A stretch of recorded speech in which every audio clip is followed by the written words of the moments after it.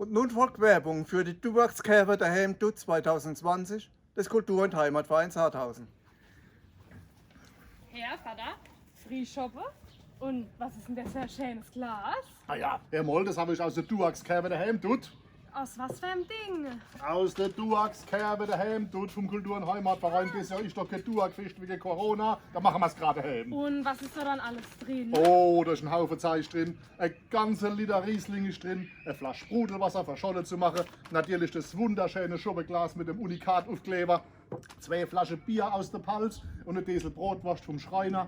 Ein kleines Kunstwerk ist drin. Und natürlich nicht zu vergessen noch eine DVD mit einer von den Aufnahmen von den Theaterstückchen, die wir früher als gespielt haben auf dem Duax. Ah ja, das ist ja eine super Sache. Ah ja, das ist eine super Sache, oder? Von 19,90 €, da kann man doch nichts sagen. Und wo kriegt man die dann her? Die muss man unbedingt vorbestellen bis zum 7.9. Und zwar entweder bei der Malistenne unter 06344 5746 oder beim Hermann Grundhöfer, da die Durchwahl 1531 oder gern auch per E-Mail unter duwag@kabelmail.de.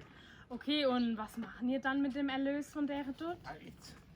Wo geht's denn dort zum Bauhof? Da. Ah ja, und jetzt guckst du aber, dass du nachher nicht kriegst, Oh, oder? ich gehe gleich eine E-Mail schreiben. Ah ja, aber hallo. Sofort. Schatz, ich habe noch eine Idee gekriegt. Ja, egal, super, warte, ich komm, da ist der Riesling noch drin.